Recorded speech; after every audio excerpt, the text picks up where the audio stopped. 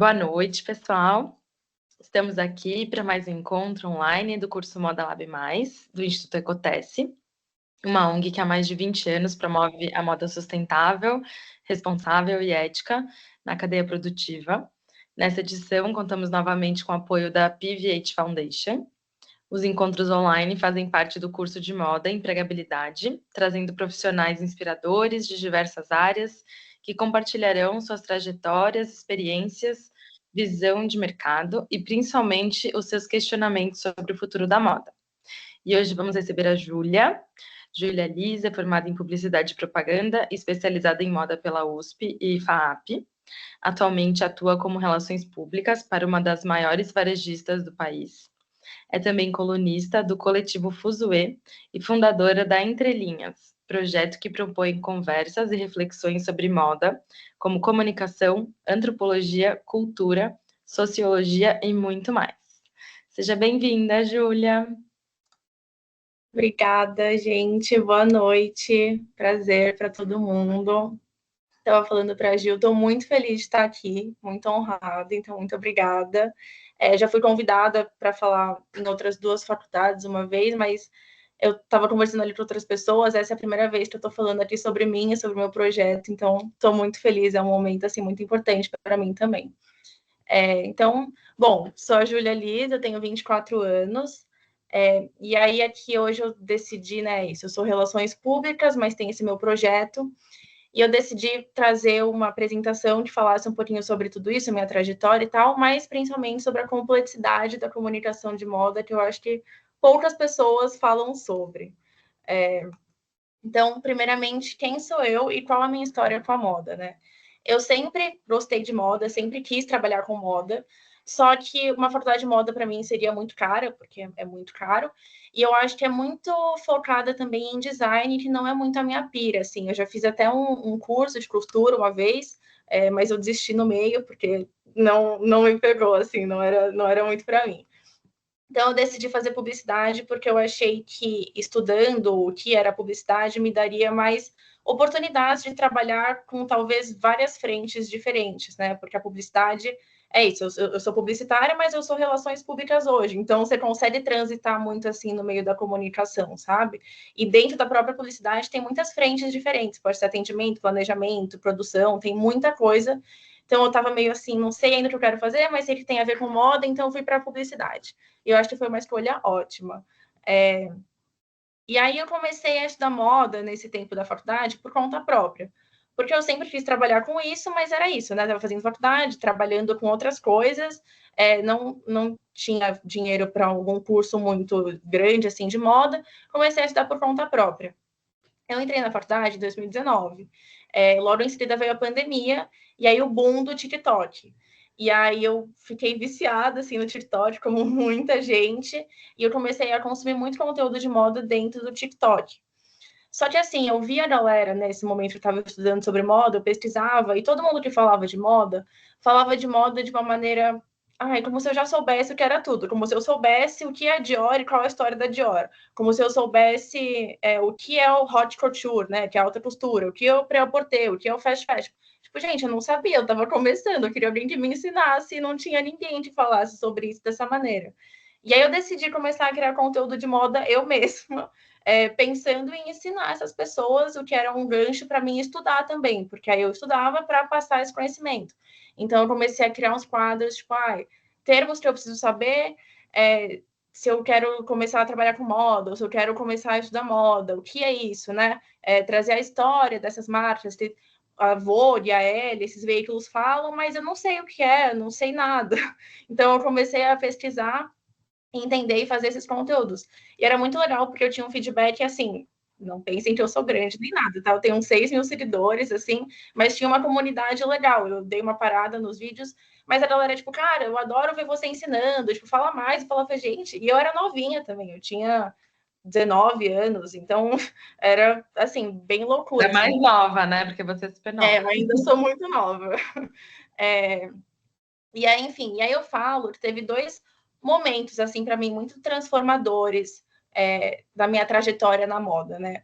O primeiro foi na faculdade, quando eu decidi fazer o meu TCC, porque a faculdade de publicidade, você faz durante todos os anos, os projetos são feitos em agências experimentais, que eles falam, né? Então, você forma grupos ali, que teoricamente são agências, e você faz todos os projetos. No TCC, você pode escolher fazer uma monografia, que é uma pesquisa, ou um projeto mesmo em grupo também como agência. Eu escolhi me separar do grupo que eu tinha durante esses anos e decidi fazer uma monografia, porque eu queria falar de moda, eu queria estudar moda, pesquisar, e eu vi aquilo como uma oportunidade, um portfólio também, já que eu queria trabalhar com isso, e eu não tinha um trabalho para isso ainda. Então, eu fiquei 1 ano pesquisando sobre moda, e aí a minha pesquisa foi sobre como o TikTok impactou o ciclo de tendências de moda. Porque como eu era muito assídua ali no TikTok, começou a surgir todas aquelas tendências, né? Tipo, Strawberry Girl, Gorpcore, umas coisas nada a ver, assim, que eu vi que a Vogue começou a falar, uns veículos muito grandes começaram a falar, a estética dos anos 2000 voltou pelo TikTok, e aí começou a aparecer em desfile, eu falei, gente, acho que o TikTok tá fazendo alguma coisa, tá impactando alguma coisa, deixa eu estudar sobre isso, porque não tinha ninguém falando sobre isso ainda na época. Então, fiz essa pesquisa, e aí foi assim, né, na própria faculdade, quando eu falei que eu queria que o meu TCC fosse sobre moda, os professores ficaram meio tipo, mas como assim? Moda é comunicação? Eu, gente, sim, sim. Então eu comecei. Isso para mim foi um choque já de primeira, de tipo, não é óbvio que é comunicação, não era óbvio para muitas pessoas. Acabou passando, o meu orientador não sabia nada de moda, ele era professor de design. Eu acabei ensinando muito mais ele do que ele me ensinou alguma coisa. Mas para você fazer uma monografia, você precisa pesquisar muito, você precisa ler muito, né? Precisa ter referencial teórico, bibliográfico, 1 milhão de coisas. Então, eu comecei a ir atrás de leituras muito mais profundas, assim, de moda. Então, o meu contato com a moda começou nesse lugar muito mais profundo do que nesse lugar um pouco mais superficial, que é como a galera vê a moda. E aí, no final do TCC, o meu orientador sugeriu que eu inscrevesse a minha publicação no Congresso Nacional de Iniciação Científica. E eu falei para ele, cara, você tá doido? Tipo, quem que vai querer falar, tipo, saber de moda, sabe? Tinham assuntos ali, galera fazendo pesquisa indígena, tipo, umas pesquisas que eu considero até hoje muito mais, tipo, importantes até, né? Porque por mais que a moda seja complexa, não é uma prioridade. E de qualquer maneira, eu escrevi, porque eles tinham a categoria de comunicação, e aí eu fiquei em top 10 no Congresso Nacional, e aquilo para mim foi tipo assim, meu Deus, o que está acontecendo, sabe? Porque eu nunca, por mais que eu visse a moda dessa maneira completa, eu nunca achei que eu fosse ficar num lugar de uma pessoa validar o meu trabalho, sabe? Dessa forma, falando de moda, mesmo porque na faculdade, moda nem era comunicação. Então eu falei, meu Deus, acho que tem alguma coisa aí. E uma coisa muito legal que eu até falei para a Gil, né? Porque ela me mandou o modelinho da apresentação de vocês. E eu falei, Gil, será que eu posso apresentar, tipo, no meu modelo? Essa tela, inclusive, que vocês estão vendo, foi a tela que eu usei para apresentar quem eu era no congresso. E todas as outras apresentações eram muito quadradonas, assim, sabe? Muito aquela coisa acadêmica mesmo, que a gente pensa, meio chata. Eu falei, nossa, eu posso falar de moda num lugar acadêmico, eu posso ter uma estética descolada num lugar acadêmico, então acho que eu gosto da área acadêmica e eu nem sabia. E aí eu comecei a me interessar muito por isso, assim. E aí, enfim, vou dar uma pausa nessa história para falar do meu trabalho hoje, que é de relações públicas. Queria contar para vocês primeiro o que é uma relações públicas, para contextualizar um pouco, para continuar contando a história. Então, o que uma relações públicas faz, né? Nada mais é do que construir a imagem de uma marca, assim, da porta para fora, no sentido de que conversas eu quero que sejam geradas a partir de uma marca. Então, é isso. Hoje eu cuido da C&A, que é uma gigantesca. São muitas frentes diferentes. Então, dentro de uma marca tem várias marcas, né? Tem a parte de infantil, tem a parte de masculino, tem a parte de licenciados, tem a parte de moda que é um pouco mais descolada, tem a parte de moda que é um pouco mais geral. Então, são muitas frentes que a gente tem que cuidar. Assessoria de imprensa é um pouco mais voltado para jornal e revista mesmo, e relações públicas é um pouco mais geral, assim, lida muito com influenciador, lida muito com pessoas, com comunidade, com clientes também. Então, é muito sobre gerar conversa, principalmente. E aí, assim, um exemplo, eu vou dar até um exemplo prático para entender o meu dia a dia de um evento que eu participei ontem. A C&A lançou uma coleção, uma collab com 5 stylists bem famosos aí do Brasil. Então, era uma coleção um pouco mais chique para o que a C&A está acostumada a fazer. Então, tudo bem, tem a coleção. A partir de você olha para a coleção, você pensa, o que eu tenho que fazer para essa coleção reverberar? Que histórias eu posso contar a partir dessa coleção para que ela seja bem recebida na imprensa e com o público geral? Então, de que maneira eu posso lançar essa coleção, né? Tem um planejamento todo prévio do que a gente vai fazer a partir da coleção. Então, tudo bem, vamos fazer um evento, que foi o que aconteceu ontem. Só que antes do evento também, você tem que pegar a coleção, aí você cria um release, né? Um release é um texto que você tem que falar sobre a coleção, para você mandar para os veículos, para eles saberem sobre a coleção, para eles darem ou não sobre a coleção. E eu acho uma das maiores dificuldades do mercado de relações públicas é assim, gente, tem 1 milhão de marcas tentando competir por um espaço dentro desses veículos. Então, de que maneira você consegue criar alguma coisa nova para que essa coleção seja recebida, sabe? De que maneira você pode lançar essa coleção de uma maneira diferente para tentar ali fazer com que o jornalista dê a sua pauta. Então, a gente fez o evento. Aí, antes do evento também, a gente faz muito seeding. Seeding é, tipo, enviar presente para influenciador, essas coisas que vocês veem, assim, unboxing e tudo mais, né, que as marcas mandam. Os relações públicas que fazem isso também. Então, a gente faz a lista das pessoas que vão receber. Eu até, assim, não necessariamente isso faz parte do escopo, mas hoje eu vou na loja e escolho o que as pessoas vão receber, olhando com base no perfil. Às vezes eu monto os kits também, envio os kits, e depois tem que ficar olhando quem posta, quem não posta. É um trabalhinho, né, ali mais tático e prático. Aí tudo bem, o dia do evento. Para o evento, a gente tem que também fazer uma lista de pessoas que vão ser convidadas para esse evento. E cada evento, cada lançamento, cada seeding é uma coisa diferente, porque, igual eu falei, a C&A é como se fossem várias marcas dentro de uma só. Então, a gente fez um seeding de Stitch, para criança, então eu preciso olhar para mães influenciadoras. Ontem foi um evento mais chique, então eu tenho que olhar para influenciadores que tenham um público que pode ser o público potencial de compra dessa coleção. Então é muito mais complexo assim do que só fazer uma lista de pessoas para serem convidadas, né? Tem que ter fit com a marca, tem que ter fit com a coleção, então é bem amplo assim. E aí, no dia do evento, você vai lá, você recebe essas pessoas, você recebe os jornalistas, aí você tem que conversar com os jornalistas para, tipo, tentar ali também vender a sua pauta, né? Tudo sempre sobre a pauta. E aí você faz esse relacionamento também para conseguir construir uma comunidade ali em volta da marca. Isso é muito importante. E aí o pós do evento é você mensurar tudo isso que aconteceu, todos os resultados que tiveram. E é muito difícil, porque é muito difícil você mensurar a percepção, né? Não tem como você captar um número disso, assim, que a gente usa de números. Tudo bem, seguidores dos influenciadores, em quais veículos saiu, porque também não adianta sair em todos os veículos, se são veículos que não são considerados relevantes, né, dentro do mercado, se não fazem sentido com aquela pauta que você está falando. Então, é um trabalho, assim, bem 360, falando do que eu mais gosto, do que eu menos gosto. O que eu mais gosto, cara, eu acho que é poder conversar com pessoas. Eu sempre fui muito tímida, mas eu me descobri, assim, até nessa área. E eu acho que, principalmente, trazer diversidade para as marcas que eu trabalho. Eu acho que isso é muito importante, porque o mercado de moda ele é um mercado muito excludente. Eu vou falar um pouco disso mais para frente. Mas trabalhar para uma marca que é tão diversa como a C&A te possibilita trabalhar com pessoas diversas.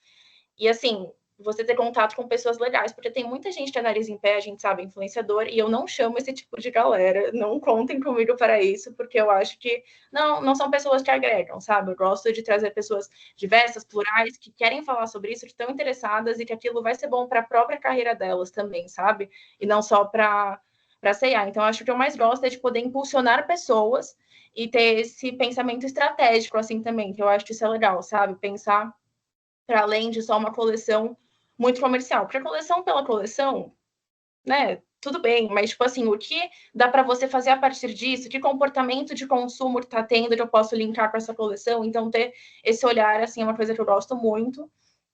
Eu acho que eu menos gosto da gestão de crise, porque assessor de imprensa tem que lidar com isso também, que é gestão de crise, né? Você ter que cuidar ali de quando a marca, por exemplo, está sendo cancelada. Por algum motivo aconteceu alguma coisa e a marca está sendo cancelada. Isso é muito difícil, porque às vezes você vai esbarrar em coisas que podem até conflitar com os seus propósitos. Então, isso é uma parte que eu não gosto muito, assim, de ter que lidar, mas que é necessária, que a gente aprende muito também, né? A olhar para o mercado de uma outra maneira. E nessa parte a gente tem que lidar com a parte jurídica, tem que lidar com todas as notas que vocês veem quando alguma marca é cancelada, e tem ali, né, as aspas da marca. Quem faz isso é o assessor de imprensa, né? Quem faz essa ponte entre a marca e o jornal é o assessor de imprensa. A gente indica o que é melhor ser dito, o que é melhor não ser dito, toda essa parte. Então, enfim, assessoria de imprensa basicamente é isso.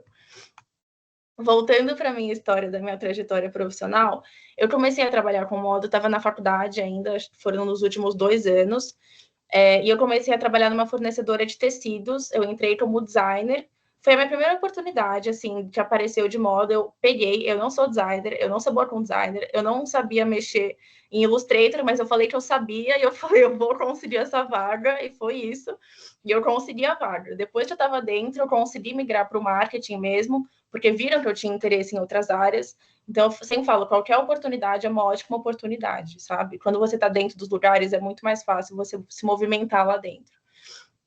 Aí eu fui para a parte de marketing, e aí foi muito legal, porque eu comecei a ter contato com Fashion Week mesmo e tudo mais, porque a gente disponibilizava o tecido para muitos estilistas produzirem as coleções. Então, como contrapartida, a gente ia lá e filmava os estilistas, entrevistava, sentava na fila. Era super legal, eu adorava, era a realização de um sonho, assim, para mim.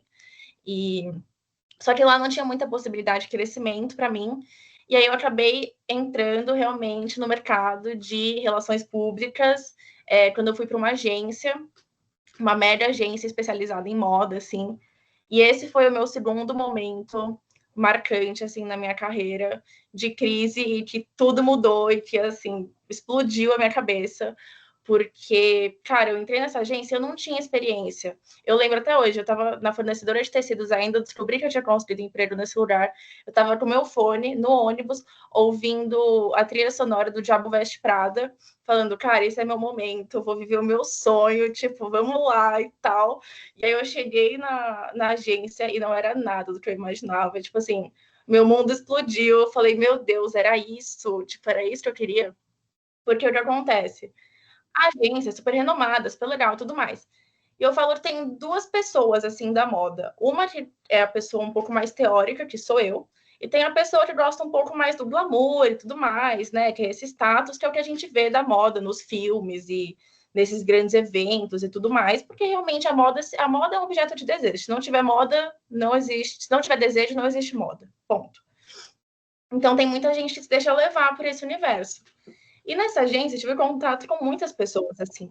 E como a minha carreira, e como a minha experiência com moda começou nesse lugar de pesquisa, de teoria e tudo mais, eu olhei para aquilo e falei, gente, mas moda não é só isso, sabe? Era um lugar que não tinha diversidade nenhuma, que não fazia questão de incluir diversidade, nem nas listas para os eventos, nem nas pautas, nem as marcas que estavam nessa agência faziam questão de incluir nas próprias campanhas. E isso são coisas, para mim, que tem pessoas que não, né? Não vou falar se é certo ou errado, mas para mim não compactua com o que eu acredito.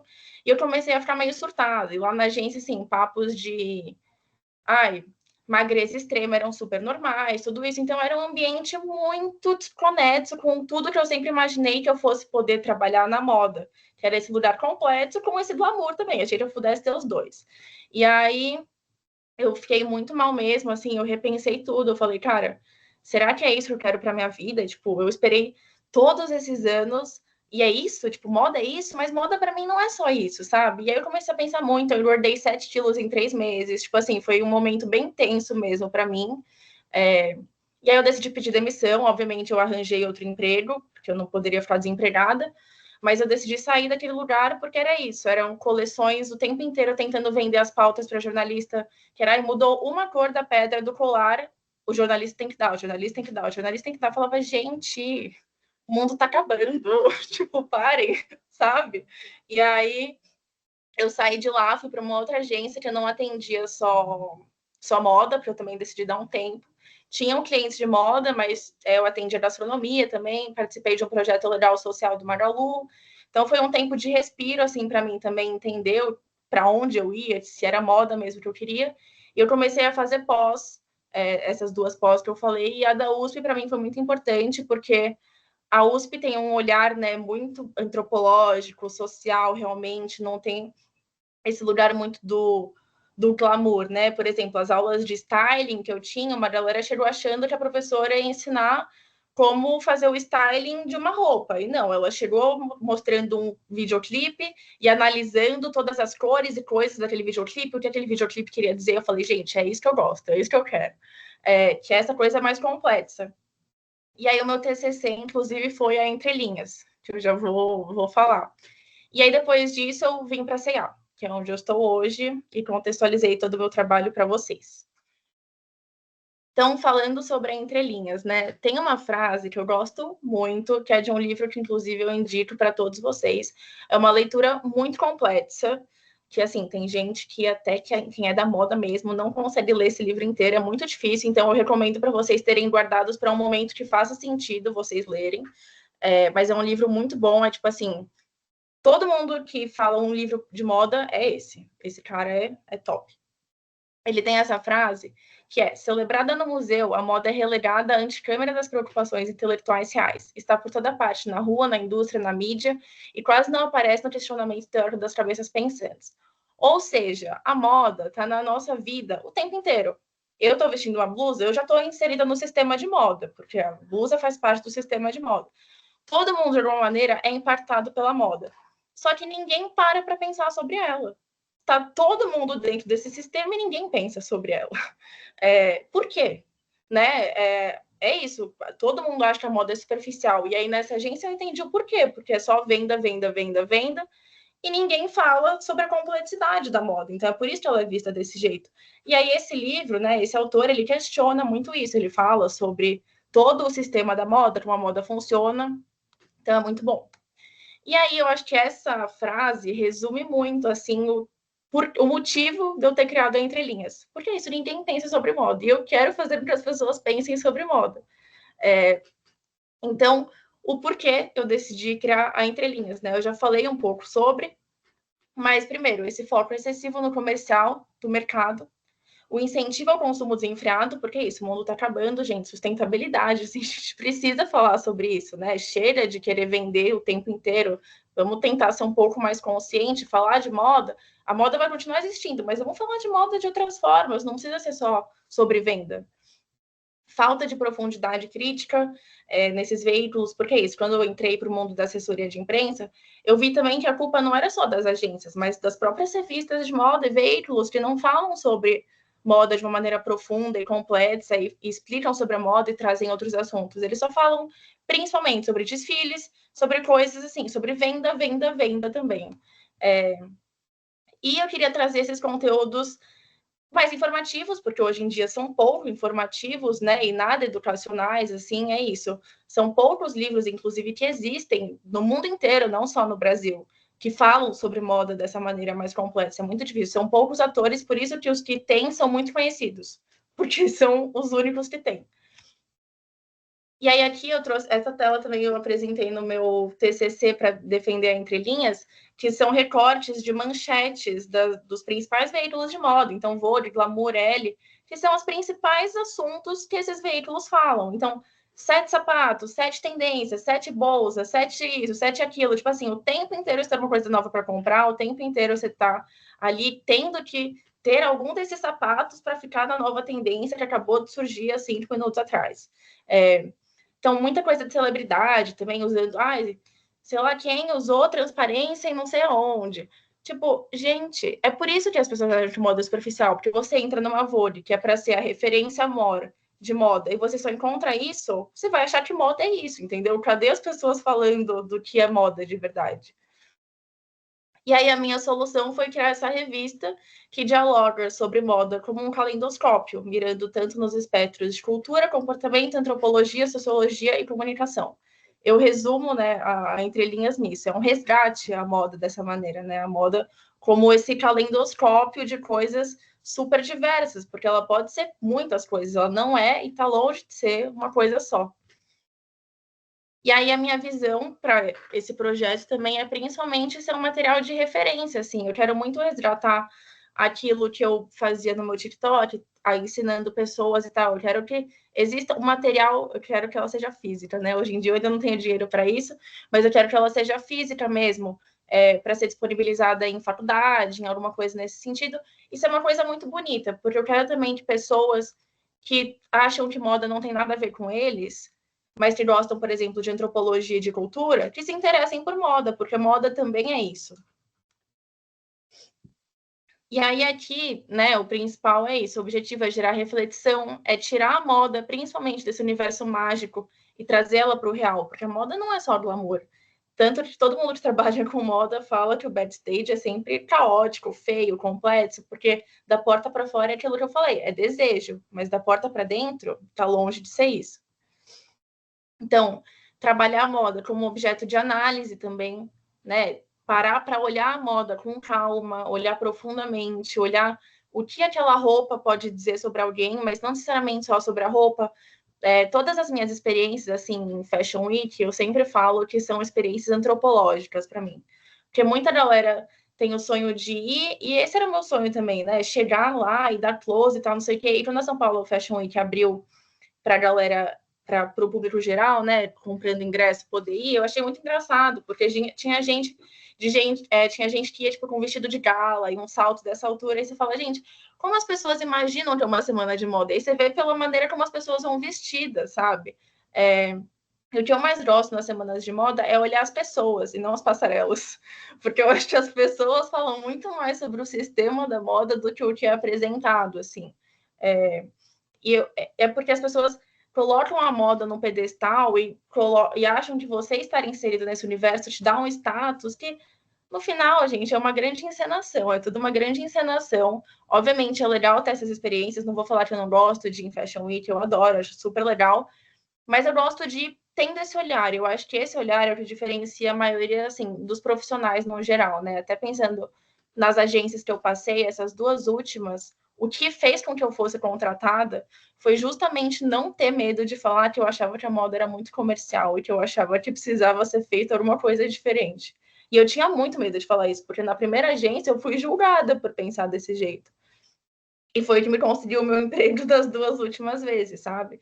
Então, eu acho que ter esse olhar muito aberto para moda é muito bom, porque são poucas pessoas que têm. E hoje, não se enganem também, eu trabalho assim na assessoria de imprensa, eu continuo vendendo coleções da C&A, eu continuo vendendo coisas. Mas pelo menos eu tento pensar em maneiras diferentes e eu acho que ter essa consciência faz com que você também não se deixe ser sugado por esse mundo, sabe? Eu acho que te coloca numa posição real de não deixar esse glamour todo subir para a cabeça, que é o que faz com que as pessoas queiram ser extremamente magras o tempo inteiro, porque não tem diversidade na moda, que é o que faz com que as pessoas não se enxerguem naquele lugar, porque não tem diversidade na moda. Então, enfim, são parênteses aqui em tudo, né? Mas é realmente unir, assim, o projeto unir todos esses propósitos e toda essa visão num lugar só, de uma maneira legal, bonita e descolada, jovem, que é isso, eu sou jovem também, e eu quero trazer essa percepção, sabe? E até, assim, tá falando sobre isso aqui hoje, para mim, é isso, é muito louco. Porque eu lembro que quando eu pensei na Entrelinhas também, eu fui falar com uma professora que eu tive. E ela super, tipo, não deu nenhuma atenção, assim, pro projeto, porque eu tava, cara, será que criar uma nova revista de moda no Brasil, será que eu não tô sendo muito louca? Tipo assim, quem sou eu, sabe, de querer fazer isso, ou de desafiar, de certa forma, a maneira como se faz comunicação de moda hoje e tudo mais. Eu conversei disso na terapia, porque eu não tinha coragem de falar para as pessoas a minha ideia. Eu falei, cara, eu não consigo falar, eu penso sobre isso e eu dou risada, tipo, que ridícula, sabe, pensar isso. E hoje eu tô aqui só por causa da entrelinha, sabe? Então, acho que você também estar com a mente aberta e ter contato com pessoas que têm a mente aberta também, faz com que você tenha trocas que provavelmente nesses lugares muito de glamour e muito fechados, você não teria. Então, acho que é importante se manter consciente nesses lugares, porque senão você é se deixado levar e aí acaba tudo, entendeu? E aí, assim, um dos meus projetos na Entrelinhas, eu pretendo ter algumas colunas. Eu já tenho uma, que é o Entre Giros, que é uma coluna que eu tenho com o Coletivo Fuzue. O Coletivo Fuzue também é um coletivo de amigos meus, bem legal, assim, eles são DJs, não todos, mas alguns, e eles quiseram criar esse coletivo para ser um fomento à cultura de rua e também trazer um pouco desse olhar para o Brasil, de uma maneira mais real também. Mesma coisa que eu, assim, só que mais para a cultura de rua no geral e não só da moda. Desmistificar muitas coisas e questionado porque as pessoas também não estão pensando sobre outras coisas, sobre coisas brasileiras, e é sempre muito sobre coisas estrangeiras e tudo mais. Então, eles fazem até algumas festas que eles trazem, tipo, artistas mesmo para participar, um esquema bem diferente, assim. E eles fazem também alguns workshops, que tem edições desses workshops, e aí eles sempre trazem alguma galera para falar de música, para falar de dança, para falar de arte, para falar de moda, que normalmente sou eu. E aí, até no último que teve, eles trouxeram um capoeirista. E aí, no Entre Giros, a minha coluna com eles, com Entre Linhas, né, a ideia é, assim, trazer questionamentos, porque se vocês entrarem no perfil da Entrelinha, vocês vão ver que, assim, é só pergunta. Eu gosto de perguntar e questionar e falar, gente, vamos pensar. No perfil deles é a mesma coisa, mas não só para moda. Então, tipo, tá, por que ninguém falou sobre capoeira? Por que todo mundo só fala sobre, tipo, umas danças que também nasceram, assim, na mesma origem de pessoas marginalizadas e tudo mais, mas o vôlei, por exemplo, que é de fora, todo mundo hypa super, o break, hypa tudo, e a capoeira, ninguém pensa sobre a capoeira, sabe? Assim, tipo, tudo que é brasileiro é pior, tudo que não, né, vem do Brasil é pior. Então a gente questiona muito isso, aqui eu dei esse exemplo por causa do workshop que teve, mas no primeiro workshop que teve eu conversei com a Jaque Loyal, que é uma profissional incrível também. Ela fala sobre moda periférica, principalmente, ela tem vários projetos. E aí eu conheci ela, inclusive, junto com a Júlia Codônio, que a gente falou juntas na Cruzeiro do Sul. E aí eu fiz um painel com ela para falar sobre moda periférica, para falar sobre moda. O nome do painel era Moda Sustentável, só que moda sustentável para o lado social também, porque isso também existe, né? Não é só sobre o ambiental. E aí, da Entrelinhas, mais ou menos, é isso, assim. E aí eu trouxe algumas indicações para vocês, que eu acho que são legais. Tem esses 2 livros, que é a História Social da Moda e a Moda e seu Papel Social. Então, mais ou menos ali o mesmo tema. Esse A Moda e seu Papel Social é bem grande, então se vocês não estão acostumados a ler muito, eu recomendo o primeiro, que é mais fácil.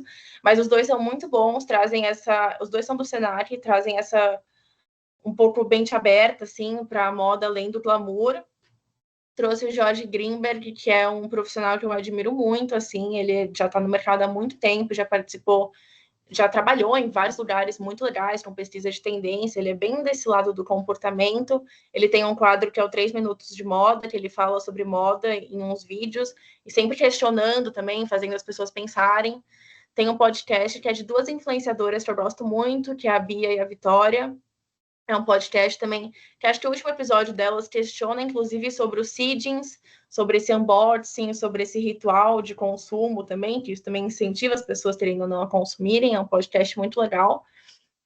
E o Ogum Doce, que é o Wes Xavier, ele tem o Vivência Lab, que é um laboratório criativo, e ele é da periferia, então ele fala mais sobre isso, sobre tendências e comportamentos, baseados nas vivências dele. Inclusive, fica a indicação para vocês, porque no dia 12 ele vai dar uma aula gratuita sobre tendências periféricas e brasileiras. Tá? É só se inscrever no link dele ali. E aí, acho que as minhas principais dicas, talvez algumas eu já tenha falado, mas antes de tudo, observe, porque eu acho que às vezes a gente sai muito... E aqui são dicas principalmente para o trabalho, mas não só. A gente sempre quer sair dando ideia, falando tudo antes de escutar. Acho que principalmente os influenciadores de moda mostram isso pra gente hoje. Tem muita gente que sai falando sem nem saber sobre o que tá falando. E acho que é importante a gente observar mesmo antes. Ter o olhar atento, porque não é só na internet que você vai encontrar referência. Questionar, que é aquilo, né, que eu já falei bastante aqui. Toda oportunidade é um aprendizado. Foi o que eu falei, hoje eu faço produção, é uma coisa que teoricamente não está no meu escopo de ir na loja, escolher as roupas, mas isso me ensina, eu pego no tecido, eu entendo. Quando eu trabalhava na fornecedora de tecidos, eu ficava no estoque, às vezes, organizando os tecidos. Cara, isso me ajudou muito a entender sobre tecido. Eu acho que a moda é uma linha muito grande, né? É um ciclo muito grande, assim. Então, você entender sobre todas as pontas é muito importante. Não tenha medo de o que você acredita. Faça questão de incluir e impulsionar pessoas, porque o mercado da comunicação é um ovo. Em algum momento você vai esbarrar com alguém que você já trabalhou. Então, assim, seja sempre o melhor profissional que você conseguir, o mais simpático que você conseguir. Isso não deveria nem ser dito, mas no mundo da moda tem muita gente snob, bem complexo, assim. E tente ficar perto de pessoas que entendam e impulsionem os seus sonhos, porque isso para mim foi o que fez toda a diferença, porque eu tivesse coragem de criar, por exemplo, meu projeto, e é só por causa dele que eu tô aqui hoje. Então, acho que é isso. Muito obrigada. Nossa, quanta coisa, irado. Ai, muito bom. Muito, muito, muito legal. E é incrível como você fez tudo isso com a idade que você tem, gente. É o que eu mais escuto. Você fez duas pós, é isso? Fiz ao mesmo tempo. Eu não recomendo, gente. Meu Deus! Foi bem intenso. Sim. Não, muito bom. E eu acho que pra gente que tem esse foco, né, principalmente a Ecotesse, agora a galera aqui do Moda Lab, todo mundo tem esse pensamento, né, bem voltado para sustentabilidade. Eu acho que essa parte da comunicação, quando envolve alguma questão ambiental, seja ela é, sustentabilidade social, ambiental, né, eu acho que a gente erra muito ainda, né? As coisas entram num lugar meio de tipo, ai, de novo, tá falando de novo sobre sustentabilidade, a gente já sabe. E quanto mais você coloca, né, a comunicação de um jeito fácil, prático, com um discurso próximo, né, do público, tipo, isso acaba gerando muito mais engajamento das pessoas quererem saber mais e pensar no seu consumo e pensar em que tipo de roupa que você usa, que você consome, que você reposta, né? Porque eu acho que a gente também Total. né, dessa coisa da comunicação. Aí eu queria saber um pouco de você também, tipo, o que você vê assim desses grandes marcas ou propostas de sustentabilidade? A gente tem várias, né, que falam sobre isso. O que você acha que poderia melhorar, assim, se você fosse dar uma dica, assim? Cara, eu acho que assim, uma coisa que eu sinto, né? Foi bem o que você falou. Tudo sobre sustentabilidade parece mais do mesmo. E isso eu acho que talvez seja o maior problema. Porque o que as pessoas compram? O que elas acham que é legal, o que elas acham que é descolado, o que elas acham que é diferente, o que elas acham que é bonito. Então, eu acho que, assim, principalmente, a gente tem que começar a dar um pouco mais de atenção para a estética. Por mais que pareça superficial, assim, o que. E eu não digo nem o produto em si, às vezes, mas a ideia, sabe? Então, páginas sobre sustentabilidade, tudo isso é sempre, ai, bota uma plantinha aqui, bota um negócio, não sei o quê. Tipo, gente, você pode ser sustentável, não ter uma planta estampada na sua estética, sabe? E eu acho que é esse shift que precisa ter. Marcas não precisam, acho que a gente precisa começar a parar. É que a sustentabilidade vende hoje também, né? Acho que tem esse ponto. Você falar que é sustentável é também um atributo para você tentar vender o seu produto. Mas tem marcas hoje que são sustentáveis e nem falam sobre isso. A estética por si só já fala, já é o desejo de venda, e aí depois as pessoas descobrem que ela é sustentável. Eu acho que talvez unir um pouco dessas duas coisas, assim, sabe? Falar, porque eu acho que é importante a gente falar, mas também não desse lugar de, ai, do futuro, não sei o quê, porque a sustentabilidade, ela é agora, né? Ela é urgente agora, acabou esse papo de que no futuro, no futuro, no futuro. Não, é agora. E é muito complexo, assim, porque eu sempre falo, né? Falar de moda e sustentabilidade é um grande paradoxo, porque para você sustentável, né, o planeta ele já está entrando em colapso, não cabe mais nenhuma produção nova. E as marcas, não só de moda, mas todas vão continuar produzindo. Então, a gente vai continuar.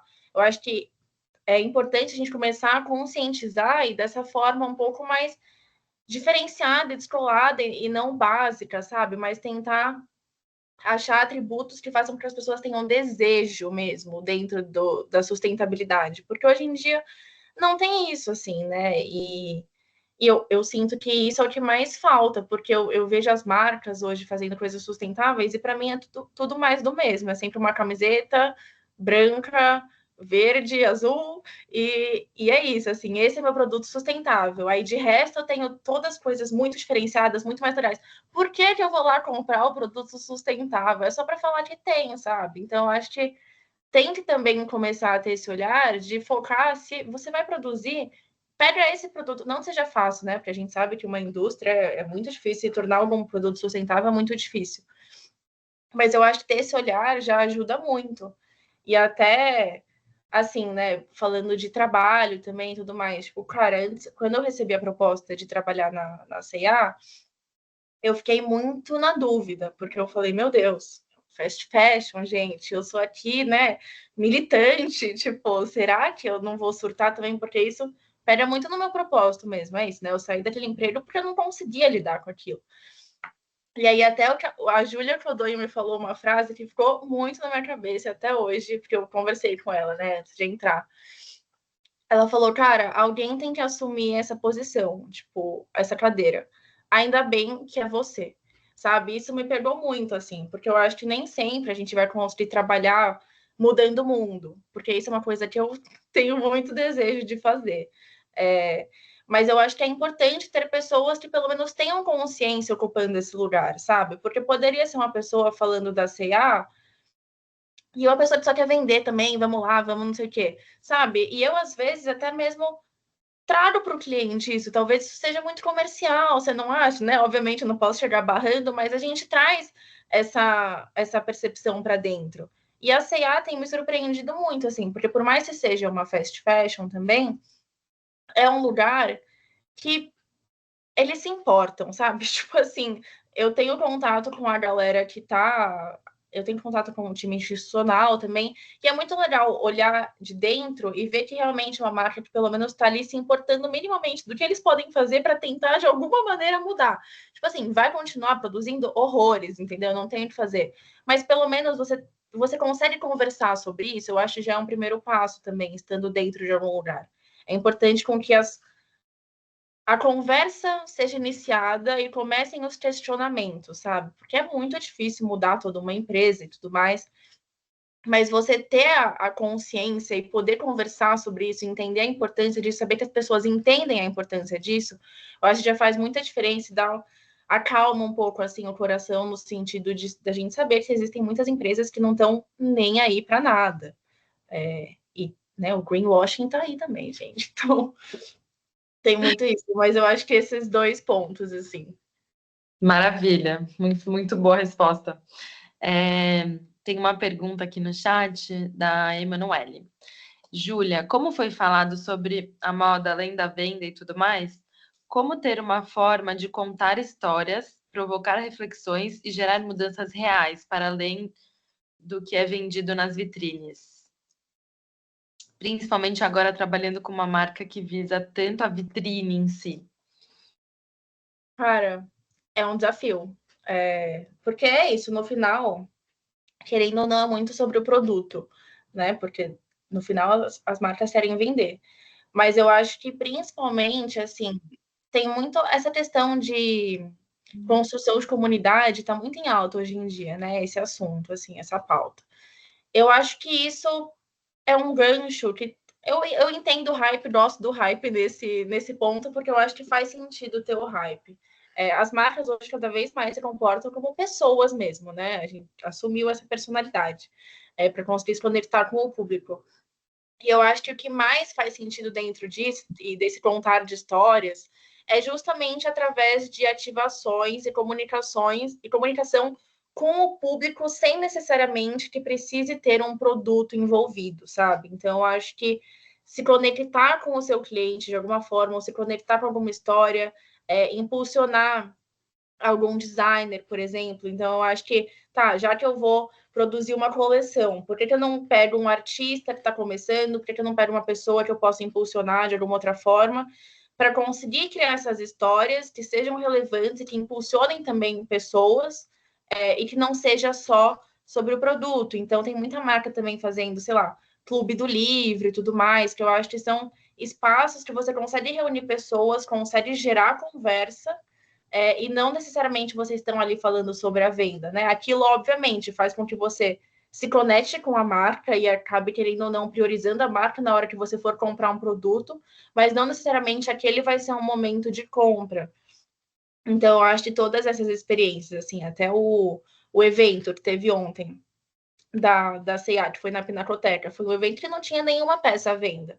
Ali era muito mais para você se conectar, conversar com outras pessoas, conhecer o universo da marca, né? Então, eu acho que, por mais que seja uma estratégia que no final é uma estratégia de venda também, eu acho que é um lugar que é muito melhor do que você só chegar enfiando o produto na cara de uma pessoa e fazendo com que ela queira comprar o tempo inteiro, né? Porque até com rede social, esse TikTok Shop agora, cada vez é mais fácil comprar alguma coisa. Tá um clique, literalmente, para você comprar.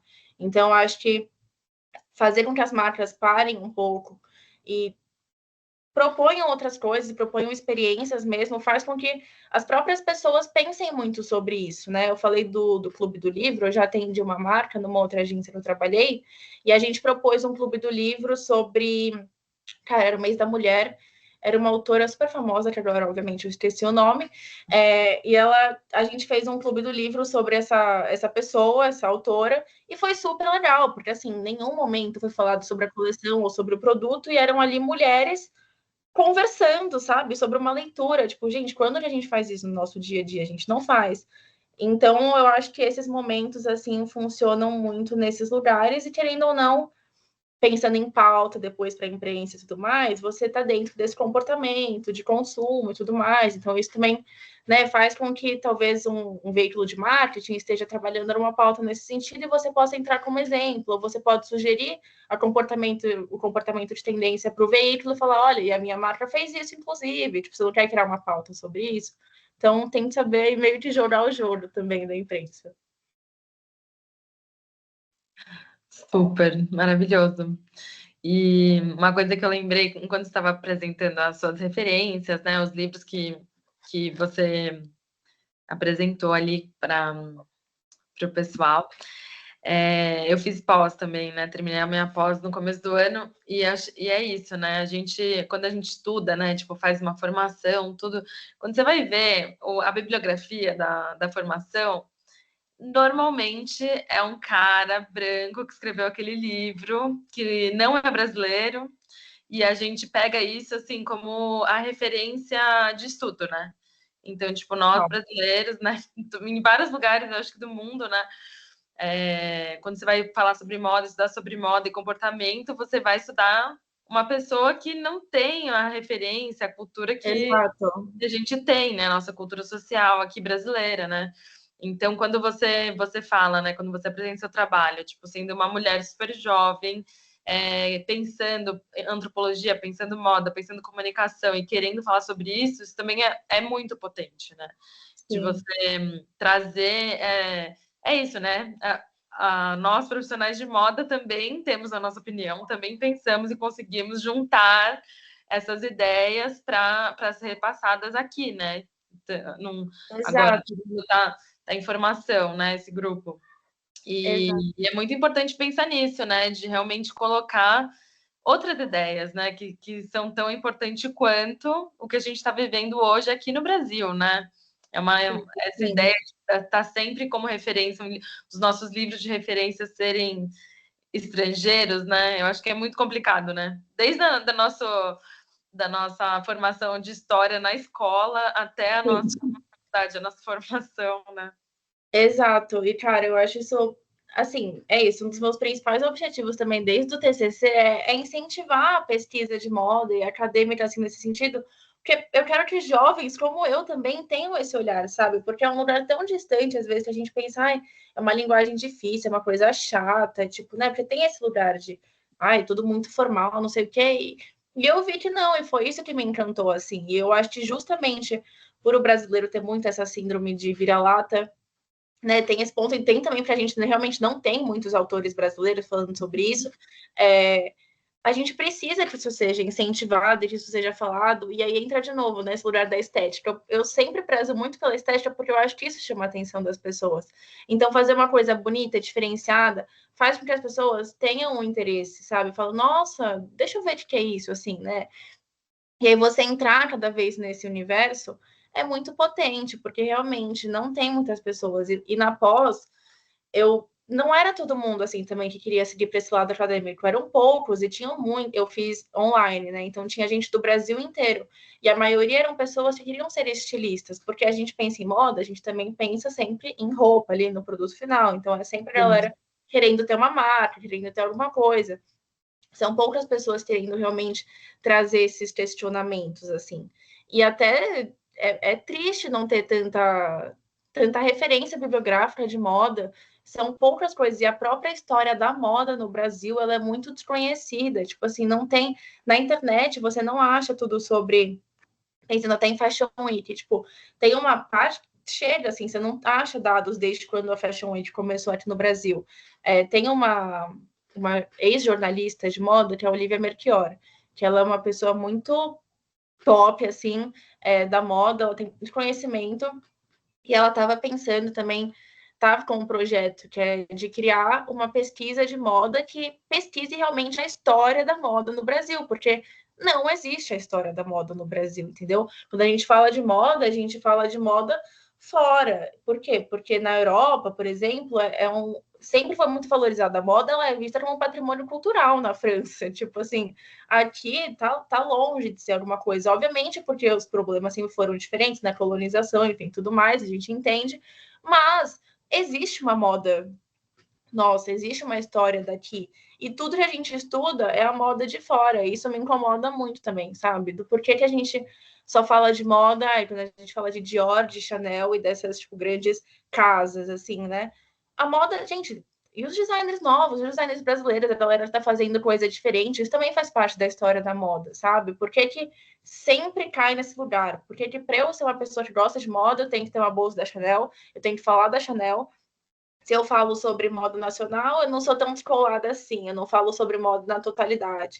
Tipo, sabe? Então, eu acho que são grandes pensamentos assim que são instaurados também justamente por essa falta de referência que a gente tem bibliográfica do Brasil, por essa falta de pesquisa que a gente tem no Brasil.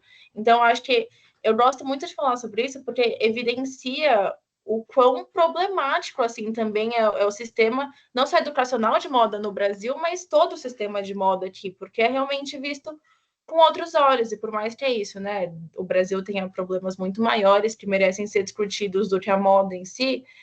A moda é um jeito que reflete nossa sociedade também. Então, estudar a moda também é uma forma de entender o comportamento das pessoas. Então, também até que ponto ela realmente não é relevante, sabe? Então, enfim, acho que é um assunto com muitas camadas aí. Super, super. Muito, muito obrigada. Júlia, já chegou ao fim o nosso encontro.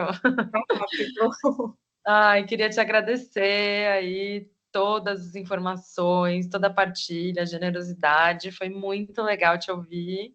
Obrigada, gente. Muito obrigada pelo convite, mesmo pelo tempo de vocês. Fiquei muito, muito, muito feliz. Obrigada. Obrigada, gente. Boa noite. Boa E noite. por caso tenham dúvidas, podem me procurar. Isso, todo mundo seguindo a Júlia. Já mandei aqui os links do Entre Linhas e do Coletivo Fuzue. Arrasou. Muito legal, muito obrigada. Boa noite. Gente, tchau, tchau.